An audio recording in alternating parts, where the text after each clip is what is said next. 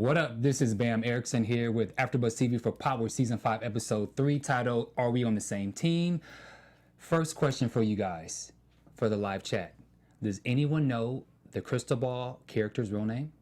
2, is Cristobal worthy of number 2? And is Angela now a chicken head? Let's go! You're tuning into the destination for TV superfan discussion, AfterBuzz TV. And now, let the buzz begin. For those who are listening, we are in here partying. Yeah, thank you for the... Like we in the club. Hey. What up, what up? Again, this is Bam Ericson, and I would like to introduce the panel. Hey, it is your boy Jimmy V. I am your girl, Robin Ayers. Guess what? We got a special guest. We sure do in the building. He's no stranger to our show. He's family to us. You guys, please welcome Matt Cedeno. One time. You gotta say Cedeno like jalapeno. I'm sorry, I gotta say it. So you'll always remember, huh? Yeah, that's right. You know, Shanna said that so brilliantly last year. She was like, her name was Shanna, like banana. And I said, I'm Matt Cedeno. And she was like, you know, just like jalapeno. Just a jalapeno. And if you guys don't know, he plays the character Cristobal, the number 2 now. Yeah. Absolutely. Yeah. And as we mentioned earlier in the intro, we're going to be taking some questions during the live chat. So if you have any questions for Mr. Matt, make sure you ask some questions. And we're going to pick a couple, as well as the question that was asked earlier is, does anyone know Cristobal's real name? So we're going to get with that. So what do you guys think about the episode? I liked it. I liked it. I mean, you stole the words right out of my mouth. It's heating up. Some moves were actually made, which is going to set us up for, of course, number 4. Yeah. Episode 4. I agree. And my mouth did drop one time, and I'm sure y'all know what part my mouth dropped on. So we'll talk about that. I know. We're gonna talk about that. We gonna talk about it. 'Cause that's my girl. That's my girl. Yeah. I mean, every episode has been on point. The writing and the storytelling is I think phenomenal. Yes. There's so many storylines, there's so many freaking characters, and everybody's all intertwined at some point. So I just think the storytelling is fantastic. This is my favorite so far this season. And you know what I love about Power is that it definitely started off one way. We enjoyed it. I mean, it was very like nothing had ever been done like that when Power first started. But the writers, they're doing such an incredible job of transitioning the show into something else that's evolving, but it's still just as good as when it first started. So that's what I love about it. It's like a different show, but it's the same show. You get what I mean? I'm definitely go right off that, because I was a huge fan of The Wire. Okay, that was my show back in the day. HBO, obviously this is on Stars, but it took until season 3 for The Wire to really get going. Except for Power, ever since season 1, it's been getting better. 2, 3, 4, 5. So that's not easy to do. No, it's Once not, you get to because season 5, most shows are like they start to suck. Oh, they start to Lost. Yeah. because they stretch for the storylines. Yes. Yeah. And it's hard to keep it interwoven and to maintain the attention Well, for the audience for that long is like. I also think the brilliance of Courtney is, she knew from the beginning how it was going to start and how it was going to end, which she's mentioned before. So with knowing that this is not something that we don't foresee it going till however, for ratings wise, are we going to, stretch it to 10, 7. Like, she knew specifically when the show was going to end. So I think when you have a vision, the beginning, the middle, and the end, I think it helps. Because if you notice with this, all the storylines from way back when are starting to come back. Yeah. You have Maria Suarez, you have Brock. I mean, all of the storylines are coming back from various seasons. Okay, so anyway, let's get into it. So, Cristobal, Dre, Diego, 2-Bit, Spanky, and Arturo. So, Diego shows up without Dre knowing. So, Diego likes to show up unannounced, right? So then, they're all speaking Spanish. Excuse me. Ghost knew Spanish. Yeah, we speak in Spanish. We gonna get on that. So Dre is covering up for Arturo getting revenge for his cousin Uriel's death. Pancho, played by Frankie G, is in buying Arturo, took out Lorenzo all by himself, and then he questions it. So then Diego then questions it, saying, "I've heard that there are some supporters who challenge your accusation that Lorenzo killed Uriel. They question whether you justified to murder him." Then Dre butts in and says it'll get dealt with quick and efficiently. Diego then speaks in Spanish to Arturo, says, do you have control of your organization? Okay? Then Arturo says, motherfuckers are still running their mouths. Lorenzo's fools. We're fixing to light them up. So then there's some other stuff that goes on in this. Yeah. But my question to you guys is, I noticed the entire time all this was happening, Cristobal was just sitting there looking like he just got back from the barbershop. His hair got done. You know, he like was enjoying it. He didn't say a word. Yeah. Because I did, actually. Yeah. Got that fresh cut. You know? And so I just want to have an open discussion because it looks like there's trust factors. So Diego clearly does not trust Dre. Dre is clearly lying to cover up something, and then Spanky and 2-Bit is pissed because somebody else is getting the credit for their work. Spanky says Dre took our shit because you shot Lorenzo, but they let that ninja take credit for it. So I just want to have an open discussion. Hit it. You can see that didn't sit well with 2-Bit, right? His No. reactions when No. he was taking the credit for it was kind of like, I mean, he wasn't really really and it. Yeah, he wasn't shy about letting his emotion, like he was wearing it on his sleeve. He was like, right, and then it just makes it subtle. Worse that Spank is there on the side, kind of gassing it up, like, damn man, did you hear that? Yeah. And then of course, if Yell my boy, I'm gonna be like, you're right, yeah. So got me thinking twice. I agree. I completely agree. And you know what I'm mad about? I mean, this is just small, but here's the thing: if you're from the streets. Like, Dre, how come you're not reading the face? Because 2-Bit, like, it's all over his face. He is, like, mad. He is salty. You get what I'm saying? Like, wouldn't you pick that up and be like, yo, what's going on? You wanna talk about something? What's up, man? You got a problem? Yeah. Dre doesn't give a fuck. Dre is in over his head. Okay, so that's another thing. So, you think Dre's over? I also think he's over his head. Do you think as a fan of the show, do you think Dre is over his head? Well, he's knocking on over its head's door. That's for sure. I think he feels like he's in total control. Yeah. He's making alliances with, a very big organization in the Jimenez cartel, and he feels if he can just get that straight, he can see the light and the money at the end of the tunnel. Yeah, and the other thing that I noticed about him in this specific episode was he used to be very endearing. When he was right up under Ghost, it was like he was charming to a certain degree. He was just very endearing and like willing to learn. And then he flipped into this other character that's he's tense now. I will defend him in that instance, because when you are a person in power, such as your homeboy 2-Bit, sometimes you are not taken seriously if you don't put the smack down.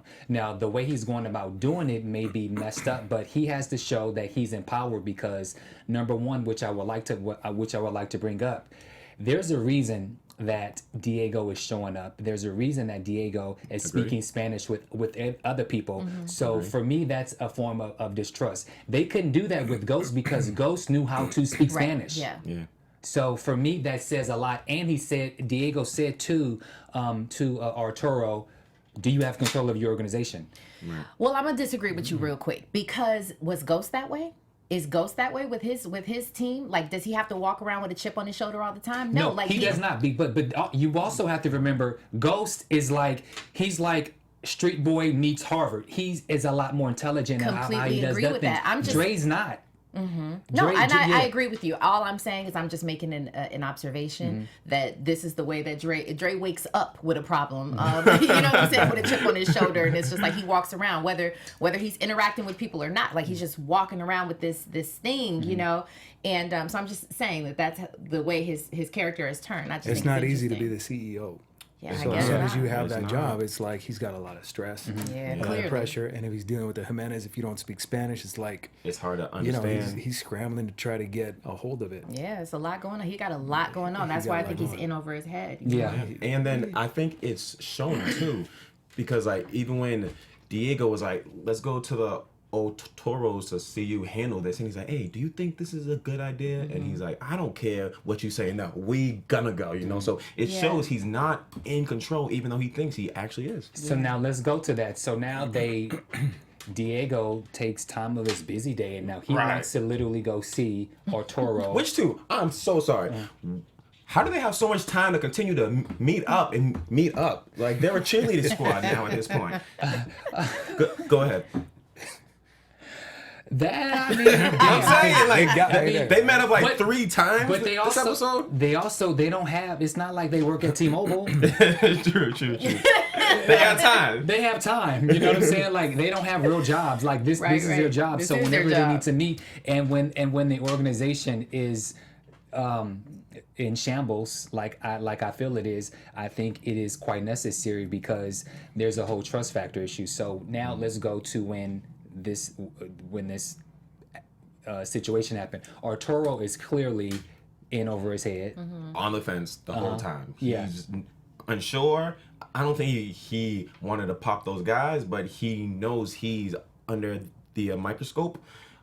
Dre's not there to save him, which he attempted to. Yeah. And he had no choice. We saw it. Yeah. He had no choice, exactly. Yeah.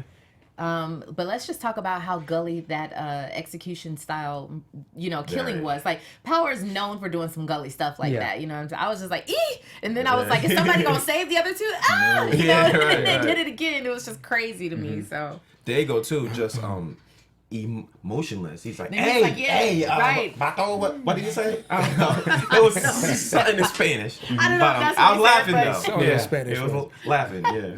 So then, before we get to the other part that happens with the Cristobal character, let's go into the whole Kanan 2-bit Cristobal Ghost. So now you have the 3. You have Ghost, Kanan, and Tommie.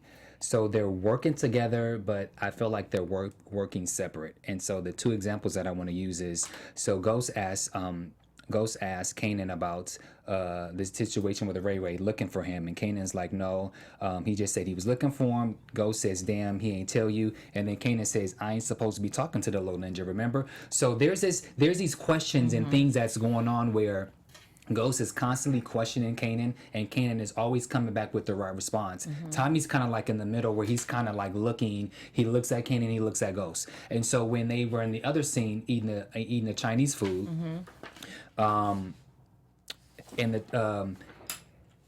Kanan says, "You remember 2-bit? He and Dre's, they've been beefing. They got into scrap the other day." Ghost says, "How do you know, Kay?" Kanan says, "I've been watching Dre moves." Tommie looks at Kanan, then he looks at Ghost to say something. Ghost is like, "Well, I thought we were supposed to be working on this together." And Kanan says, "Well, I'm sharing with the goddamn class, ain't I?" So, knowing all of this is going on, why would Tommie then go to Ghost and ask to clean the money through truth to pay for the money that he owes Jason when you got nosy ass Kanan that's sitting there listening? Was that on purpose? Yes, on think purpose. so? Especially too, I feel like in post they made sure they saw Kanan on the what they talking about over there. All right, I'm not gonna look, but yeah. In the BG, yeah. Right, exactly. So it was very interesting there, and then we see as the episode falls out, they all end up lying in the same bed. Yeah, I think that it wasn't. I don't think Yeah. it was on purpose, and I think that he is being very absent-minded when it comes to that, because there was another scene where when Kanan came to the house, to Tommie's house, Tommie was just like setting his gun down, like, you know, there's still. He's just being very like loose with his trust, you know, when it comes to Kanan. So I don't think that was intentional. I don't think so either, especially when then after Kanan heard what was said, then he says, "Hey, I can help you. You know, I can help you. Take care of the money situation faster." And then Tommie was like, "Nah, if we do this, you gonna have to pay up front." So it's very weird that they don't trust each other, but they trust each other to like a certain extent. A certain extent, yeah. It's complicated. Yeah. I mean, these 3, they've got a lot of history. Yeah. They're OGs. They go back. But at the same time, obviously, there's been some things that have happened that have seriously rocked the foundation and the trust that these guys have for each other. So they want it to be that core chemistry again. But it's kind of like, you know, if you're with somebody that cheats on you, you want to get the love back. You want to make it work, and you're going through the motions. But there's always that one little thing where you're like, can I really trust you? Yeah. Matt, while filming with them, did you feel that same chemistry with them? Did I feel the same chemistry? Well, with... did you notice it? You know, whether they were filming or practicing lines or anything? Oh, with the 3 of them, did I notice it? You know, our storylines haven't actually. The only time that we were in the same room was the shootout, I think, at the beginning of the episode. So I haven't really seen them actually working together. Okay. We're completely separate. So I don't know. You know, I don't want to necessarily wait until the end of the show because it's relevant right now. We have a question that I'm actually curious to know. I think it's a pretty good question from Sassy Stay. I hope it's Sassy Stay. What's up, Sassy? Yeah, what up, Sassy? Hey, What's up, everybody in the chat room? Continue with your questions. We appreciate the love. They want to know from Matt, is Cristobal more fearful of Diego or Tommie and Ghost pertaining to the payback for Julio? That's a great question. Great That's really, question. yeah. Yeah, I think that at this stage of the game, that I'm definitely more fearful of the Jimenez. I mean, I've already taken a stance against Ghost and you know, that crew, Tommie and Kanan. And I mean, every move that you make, you're on a dangerous playground. It's scary. Yeah, regardless. You know what I mean? Like either way, you could go down. But I think it'd be the Jimenez at this point. Got it. Good. Okay, so then continuing on, so Kanan then goes to 2-Bit and lets him know about what really happened with Brock, and basically says that Dre's lying and that Dre actually killed Brock. Brock, gosh, I don't remember how many seasons ago that was, but that was played by the homie Antoine Harris, who In was the also, trunk, right? Yeah, in the trunk. Which is technically true, but Yeah. it didn't go down how he said. But what's interesting is part of the prediction last episode was that 2-Bit was gonna flip. He was gonna flip sides. I just didn't know. I thought that he was gonna go to Kanan and Ghost for whatever reason, but it wound up being that Kanan came to him. So I just think that this is interesting how it's gonna go down, because you got the mixture of Kanan, who's actively going after him, and then you've got him having a chip on his shoulder. So it's like he's willing to go a little bit more. And so, do you think that 2-Bit gave the information up too easy, or do you think do you just chalk it up to being young and dumb? No, I think he played it very well, because Kanan gave him information first. You know, like there's actually a line. He was like, "Oh man, Dre treating you like the police and shit." You know? That's gangster 101. Right, You gotta you know? give some information to get some back. Yes, you So- gotta get some dirt on Exactly. yourself. That's right. He exposed himself a little bit, so Yeah. I think he trusted him too easy. Okay. He was like very quick to be like, "Yeah, you know, you're right. Yeah, that's You're Dre. right. Yeah. You know what? Matter of fact, I got this. Yeah. But Wild cards. Kanan, man, I love his lines. There was this one specific line Yep. in that scene. He said, "Newsflash, everybody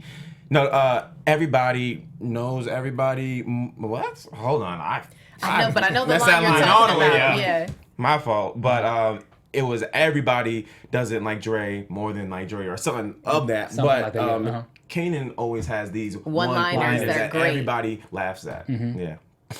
And I so noticed that too. 2-Bit gives the information, and again, I think it's a mix between him not giving an F and just simply not really understanding what he's getting himself into. And so he gives the information to Dre, and so then because Dre needs to have the money up front to pay Tommie so that he can get in, so that he can make his money, so that he can get in with the Italians as he's playing with his little miniature goons, because them dudes are short, sorry.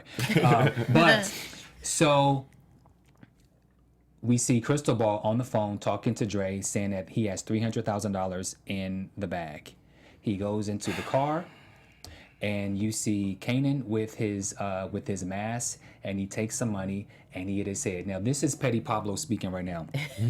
Drag him. Okay, so was it me or did Cristobal seem more care about his hair out of place? more than the money? That's two comments about That's two comments about that's the two hair. comments, but it is two comments. But I have to wonder, because he he popped you in the head. The money's gone. This is you're working for Diego. Like I felt like maybe you should have feared a little bit more. But I saw this little thing and I was just like, okay, it was because he did look like he just came back from the barber. So I mean, it's like he was playing kind of a pretty boy, like bruh. Yeah. And he's like, That's how that came across? That's how- He yeah. clocked me upside the head. It was like rubbing my head. Yeah, no, but it's I'm so being a interesting. little petty, though. I literally thought This is crazy. I don't know why I thought this. If someone ever hit me in the head with a gun, my first reaction would be like that and like look at my hand, like see if it's bleeding. And I thought that was the move rather than like rubbing his head. So I mean, I thought maybe he was like, a little petty. You really are being petty. In but the moment. I feel You thought it was my hair for real? No, Oh, really. okay. I'm like, no. I didn't play that one right. But I thought that Cristobal was more like very secure in himself, like you really don't know who you messing with kind of deal. Know like who you messing rather with? than being fearful. I think that there is this, when you're talking to like leaders, because Cristobal is a still like gangster, right? And then when you're talking to those type of people, they feel like they're invincible, so to speak, and like people, they got an army behind them. And so I really truly felt like he was in that moment, like you don't even know, like you get what I'm saying, more so than anything. Okay, so one other question before we move forward. So is Cristobal, has he earned to be the number 2 position? Hell yeah. I mean, at this point, at this point, I just think he's been there the longest. He's seen everything. He's seen the ups. He's seen the downs. So why not? Why not? And let's talk about the fact that Cristobal has before he even came into this organization, he had his own like leadership. You were the leader of the Taínos, right? So we're talking about like real true establishment rather than just like a homie from the hood who I can trust. You know what I'm saying? Like he actually has some experience under his belt. So I do feel like that he's earned that position. But I also want to say that Cristobal is pretty funny. He's got some one-liners. He's got some one-liners and little subtleties that are funny. Like when he said in Spanish, I guess your mother's a whore or something like that. I thought that was really funny. Yeah. And things like that. So that's just me. It's a very funny thing to say. It is. It's funny. It's funny, and I liked how it went down. Yeah, I like. I hope that they expand on that a little bit more with Cristobal because it kind of started that way. I don't know if you guys remember, season 2. I was just guest starring, and when I guest starred and I had the interrogation, like there was a bunch. It was like subtle comedy that they were able to write, and it was fun and liberating, and they tap into it every once in a while. And I hope that they can expand on that. It's fun. Kind of like Tommie when you have the comic relief. You know what I mean? Out of all the drama, like it's some levity and it's like as well. What I like about Cristobal is I'm not sure. Yes, he deserves the number 2 position, although he doesn't say much. But sometimes saying less is better, and it's always better to sit back and watch because those real quiet ones, tend to be the crazy ones who will slit your throat if you say something wrong. So in that sense, I do believe that he's worthy of the number 2 position. Yeah. Low key, he's probably going to be number 1 because I believe Dre will be dead in a couple episodes. So I do starting on predictions already. I do because and then also because you got bumped to a series regular, they didn't do that for a reason. But anyway, we're gonna get into that later. Okay. But yeah, and I have thoughts about all of that. But speaking of dramas and comedies and things like that, what you got there, Robbie? Let's talk to the AfterBuzzers real quick. Our network produces after shows for nearly all of your favorite TV shows, from dramas, reality TV, sci-fi, and more. There's no network that works harder to serve television fans. But we do need your help, guys. Somebody say we need your help. We need your help. Amen. We're asking that you please subscribe to one or more of our YouTube channels. By subscribing to our channel, YouTube will suggest content that's tailor-made for you, and you'll help AfterBuzz continue to grow. And if you're worried about pesky notifications, because I know I don't like that stuff, y'all don't have to be worried about it either, because it's optional, okay? So hit that subscribe button now for this channel and check out our other AfterBuzz YouTube channels as well. And let us know that you did so in the comments, and we will thank you on air. So we'll thank you on air because we're shouting you guys out anyway. So for now, we just thank you for being the best fans and just for helping us to be the ESPN of Talk TV. So we really appreciate you guys. Yeah, and also too, shout out to Spaztastic. Got my back on that line, which was everybody likes everybody more than they like Dre. So thank you for that. Absolutely. In the group chat. Thank you. Okay, so I just have 2 questions regarding Councilman Tate, James, and what was Garcelle's character's name? Gio? Linda. Thank you. So, do you guys think that by ghost sleeping with Linda, it ruined the business deal, or was she never going to invest in the first place? I don't think she was going to invest. Yeah, I don't think so either. Based on the reactions that she had at the Dinner table. At the dinner table, because of course, just observing the scene, Ghost and Tate were on 2 different pages, And she felt it. exactly. So I think she took advantage of it. Listen. Garcelle, I'm sorry. Let me tell you what I wrote. During that scene, I said, "Good God, Garcelle is thicker than frozen peanut butter." God. Thicker than this nigga. Oh Jesus! Oh man. Good God. than the And frozen shout out to peanut butter all my jam. Haitians out there. I've always looked up to her, coming up in the game. So, being Haitian myself, damn. shout out to Garcelle, I've never seen that side of Garcelle, but shout hadn't out either. to her. And, Fancy. And she got to play in a position that a lot of women want to. Let's not Hey, sleep. You know what I'm saying? yeah, okay. So my question is this. So Linda took off her wedding ring. So my question is, who is she married to, and is it to someone who James had prior business with, and did she sleep with him to get back at her husband? You went deep. I wasn't even thinking She took the wedding ring off. She definitely and did. She's a businesswoman, Yeah. and she clearly has $12 million. So I hate to sound sexist, but it comes off as if not only does she have money, but she's married, so her husband has money, and she's very wealthy. She's not wealthy by herself. Yeah. So I wonder, being that she already felt there was something that she didn't like that was going on between Tate and James, and with her taking her ring off, and she was like, "Bring the wine." I'm wondering only because the power writers don't bring a character in for one episode for just Yeah, I think no she'll reason, be especially in. for someone like Garcelle. Nothing gets by Bam. Nothing gets by Bam. That's right, Bam. Listen, I'm a New York local hire. Listen, I got a place to say. If you want to hire me, let me know. So that's my thoughts on that.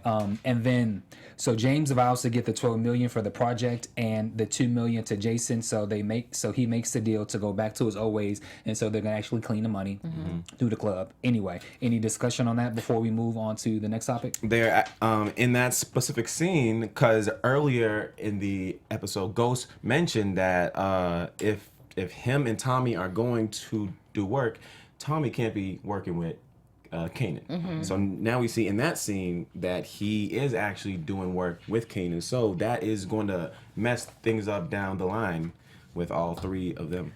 Well, really quickly before we moved on, I did want to make a point about when that scene with Councilman Tate and Ghost at the club, when they were talking about how Ghost got played, I just thought that was interesting because he's usually the one to fix all of his issues, and where he thinks that he's fixing all of his issues, but clearly he admitted that he got played. And then just the scene where they had the sort of like measuring stuff, you know what I'm saying? What do you mean? Explain, Robin. I just felt like, well, did you see the look? Obviously, the look means something, Councilman Tate. So, I think that Ghost is starting to purposely annoy Tate to see what he's gonna do, and so I think James is at this point is just he's saying and doing whatever he wants to do. He's overstepping his boundaries to get a reaction out of him, so that then he can use it to take him out, whichever that is, or for Tommie to take him out later, which I think may possibly happen. yeah. Okay, so regarding Teresi, John Mock, and Cooper Saxe. So is Teresi playing? Is he playing Mock and Saxe, or is he playing Tommie? Because as we saw, they came down to the court and they had that discussion. Now Teresi's out, and Teresi has John Mock thinking, "Oh, you dumbass lawyers wasn't hip to it, so I had to get my lawyer to make you guys bite to let you guys know what I was doing." Well, that was my mouth-dropping moment. I mean, I guess I had a couple, but that was my mouth-dropping moment because that is a twist for your ass. Yes. I never imagined that Yes. Teresi was really playing Tommie like that, and that was his game plan the whole time, just to. But Hold up. is he playing him? I don't think so. Now, I think the officers had him cornered, and he had to think of something to play them to get him still in the good with Tommie. So obviously we saw that he made the phone call to Tommie In front of which was he was still playing them. Definitely, yeah. Matt, do you think whose side are you on? Do you think Teresi's playing the lawyers, or do you think Teresi is playing Tommie? that's a rough one because I know how it unfolds, but I would think at this stage that just because of everything that they have gone through with that family, that you've got to root for blood a little bit, and somehow he would be, manipulating it so that he's. I like that answer. You know what I mean? So he's not helping out why would he want to help the attorneys? Ultimately he abandoned his son in some way. So because you like that answer, I'm gonna go opposite. Well, I'm going opposite too, and especially because think about the interaction with Tommie and his mom, and she was like, he's the devil. I mean, there's something that she knows that she's been trying to tell him all along, like, Tommie, don't listen to him, don't trust him. There is a reason behind that, and I think that we're going to see, and that's part of my prediction. Oh, but you know what? Then I could play petty and say, maybe she's upset because no, I'm not going to be petty. I'll just move on. So real quick, the mom is back for a season, right? We see her this first episode. Her coming back to him just to get a fix. Yeah. What type of mother are you? That just hurt me. I'm like, that's supposed to be your mom's. But last time they spoke, they got into a big ass argument. Well, that's the nature of their relationship. She always comes when she's low on her fix if he doesn't come and visit her. Right. Yeah, it's very interesting, that relationship. But yeah, you're right, Jimmy. I mean, last time we saw, he was like, don't ever, stay out my life. Like, done with you. Yeah, it's just so interesting. Okay, so I'm just going to brush you this. So Angela enlisted help of former task member, Adrian Marino. They later pieced the puzzle together, who the lady is that, who's the lady with Diego Jimenez, Alicia the sister. So that happens. And then Detective Rodriguez and Detective Leary. So you have Tariq was questioned by Detective Leary. He changes the story. And then we know later that Angela basically finally did something to get Detective Rodriguez to F off. So my question is, did Detective Blanca Rodriguez, did she overplay her cards by being too damn nosy and aggressive? Do you think that she did what she wanted Angela to do in regards to having the LAPD, the detectives to be removed so that it's an FBI situation? What do you guys think about that? I don't think she did what she wanted Angela to do, but I think she knows she's getting close, and this is just another hump that she has to get over to find the truth. And obviously Angela playing this card of saying, okay, this is a case, you guys go take all the files, was a very smart move on her part. But I know she's not going away anytime soon. Yeah, I mean, I think it was smart. It looks like that on the surface, but I do think Angela's met her match with her. I think that she feels like she's got it in the bag, that she's running things now, and I think that it'll come out where she's met her match. I do too, also because this Detective Rodriguez, she's like that nagging gnat at a barbecue. She just won't go away. And she has very valid reasons. Angela has been caught lying several times. Tariq has been caught lying now. So it's only a matter of time before Detective Leary jump on her side, just like Donovan is jumping on Angela's side. So for me, it makes sense that at some point Angela has to go bad because, I mean, her track record is just starting to...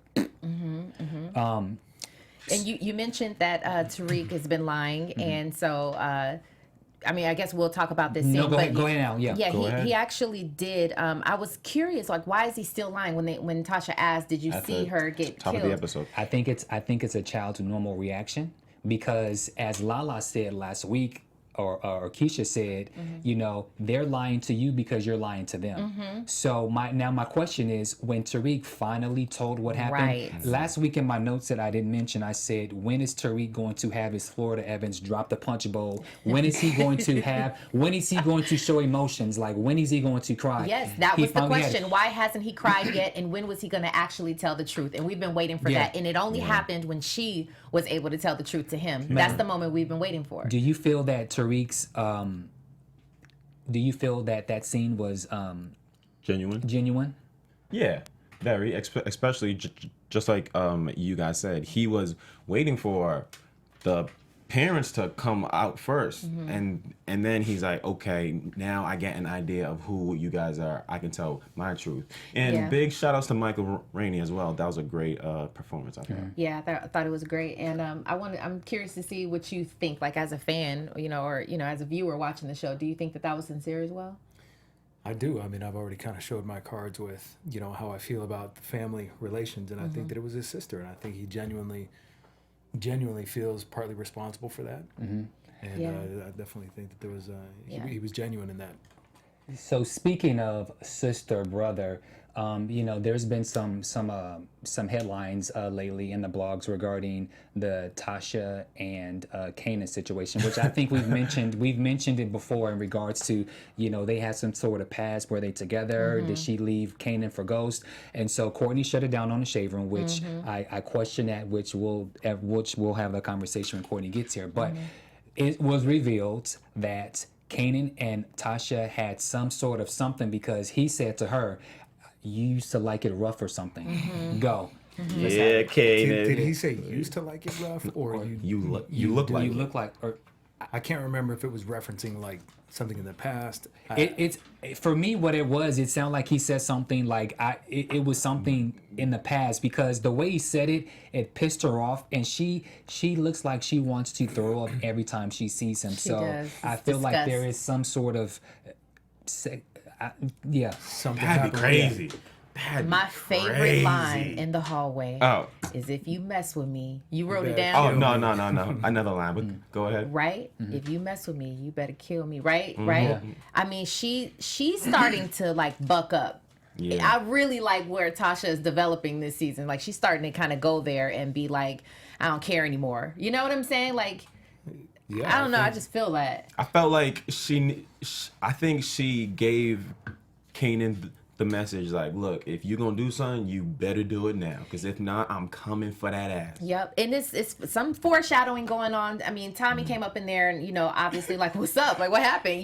But I like that she was like, "Listen, I'm your family. He's not." You know what I mean? There's just like little telltale signs, little things that are being said that I really like. I like that he went after her and he was just like, trying to get some understanding. It's not like he's completely withdrawn and just like, "Oh, well, that's just Tasha," and kind of going on with his business. He went down there like, what's going on? You know what I mean? Once again, Kanan with another great line. Tommie, "Hey, what's up, man? What'd you do?" "Nothing. She just tripping." Yeah. I mean, he is on He's so point good with with those. those. So yeah. So final question before we go into some more questions from the live chat. So just Tommie and Keisha, open discussion. I feel like Keisha is just dumb and clueless, and how is she the best friend for 20-something years, and she doesn't know everything, and you are the best friend, but Tommie's also the best friend, and Tommie knows everything. Keisha, just don't kill her off, but just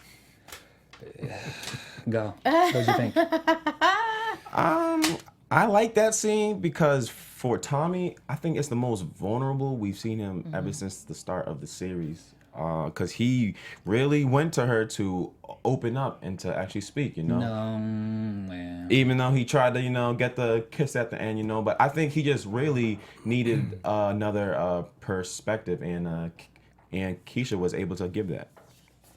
And then he went in for the kiss, and Well, all right, well, bye, Keisha. Anybody else have anything to say about that? Because No. what do y'all feel about Tasha and Angela? Like, let's discuss that really quickly. Just the fact that they're gaining more of a relationship for the wrong reasons. But I have a quick, observation about Angela. Like, is she dumb? And then,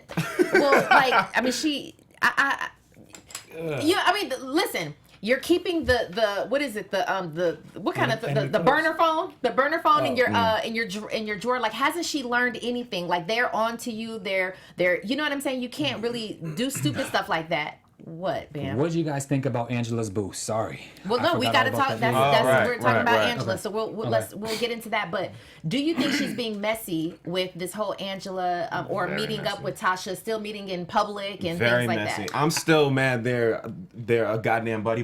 Like, I thought you guys were enemies this whole time. Now it's like, are you okay? What? Just last season, you just wanted her dead. Things have changed because They have. Because Tasha is a smart woman, so Tasha basically dragged Angela in because she's been the mess starter of a lot of these things. Whether if it was right or wrong, she's been tweedling. She's been on both sides. So when the F hit the fan, Tasha had to bring her in, and Angela had to do it because she was guilty anyway. So she needs someone to talk to because Sandoval didn't have anybody, and look what happened to him. He's dead. So Angela has to talk to somebody.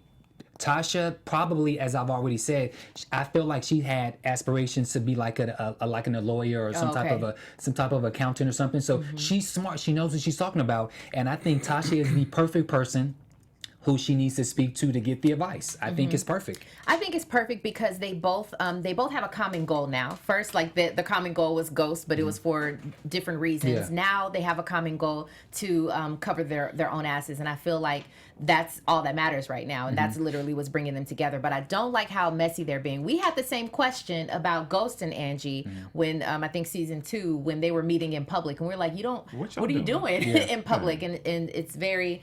The fact that the entire office is still questioning Angela and her ties to all of this, she's meeting with Tasha, it just doesn't look good. It doesn't, and also being that Greg was notorious for always following and taking pictures. Well, Cooper is from the same school, so and because Cooper doesn't like you, and because John doesn't like you, they're probably following you, dummy.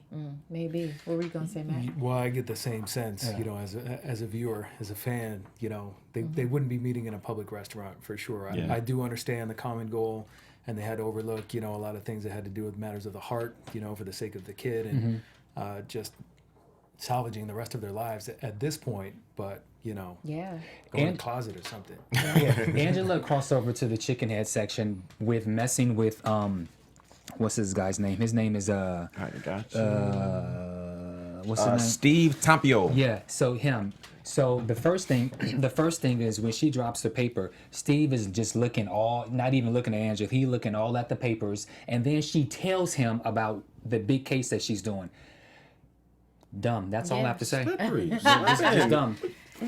And she was dumb from the moment she turned around and she looked at him and said, 8 o'clock? Yeah. That was dumb. Angela, what are you doing? But also, it's because the whole not answering the phone with James triggered. Girl, answer the phone. Just pick up the phone, see what the man wants. But because you're trying to play this whole game and you're trying to ignore him, now you went and did something even more stupid. Now you went out with this guy. But anyway, let's get to the live chat.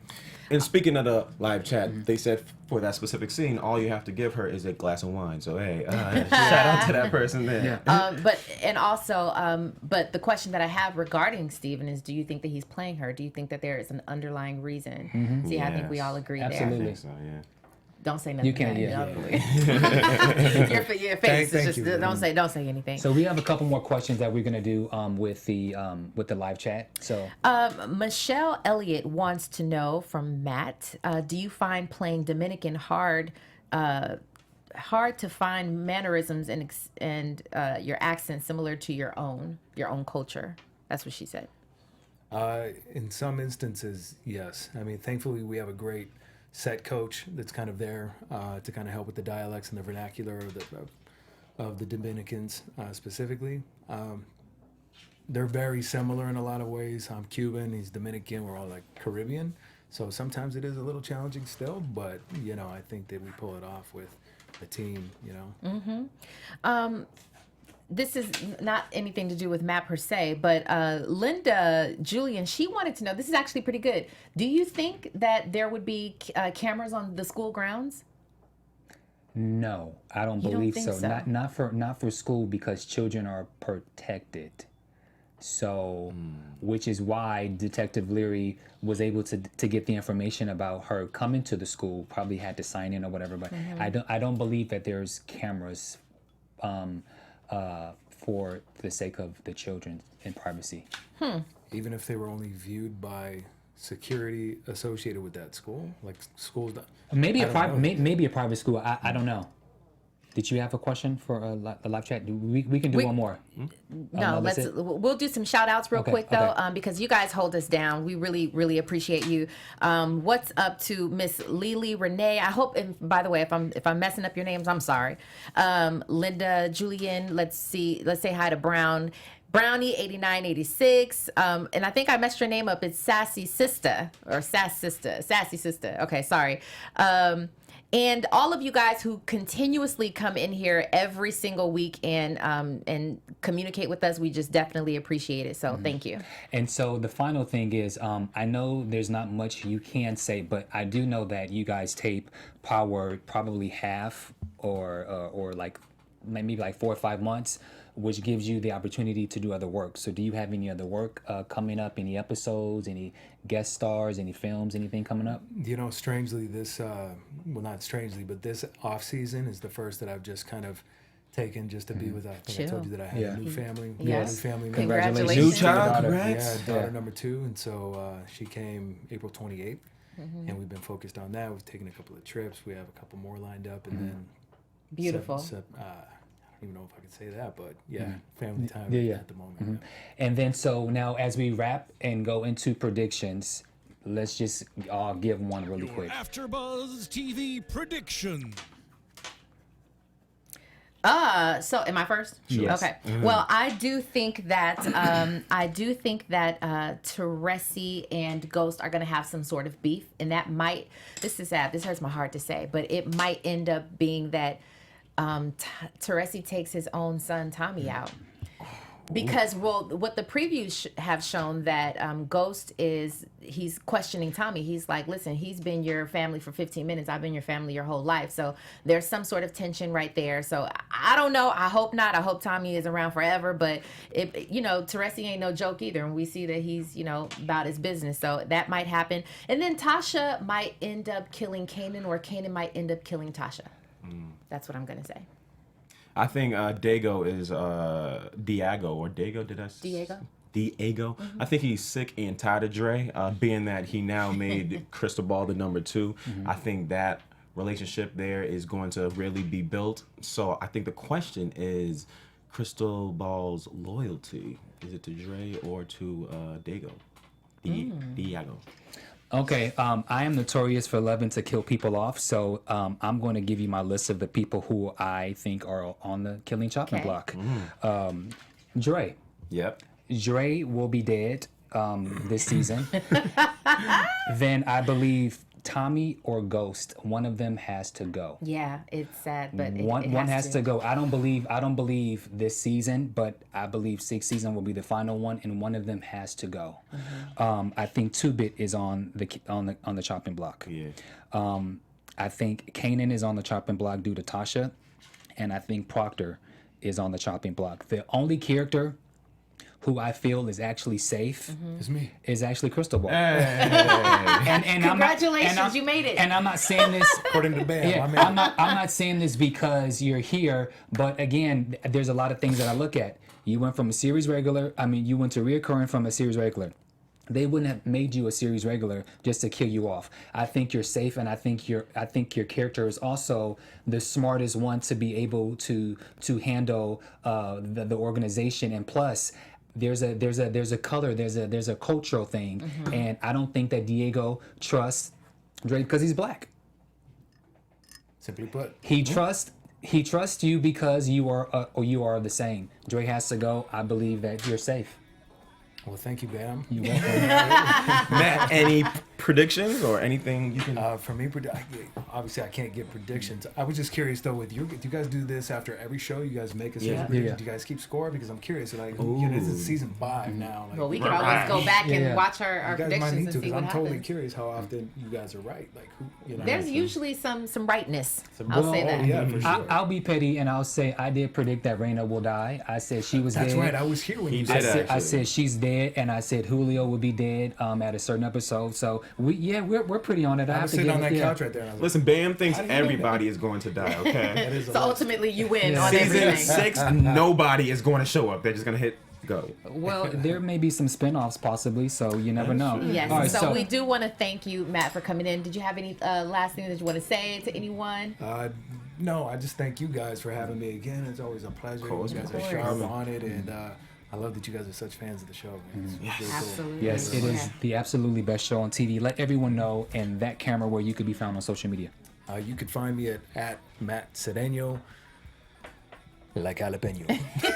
I knew it was coming. And you guys can always find me on all of my social media platforms at Robin Ayers.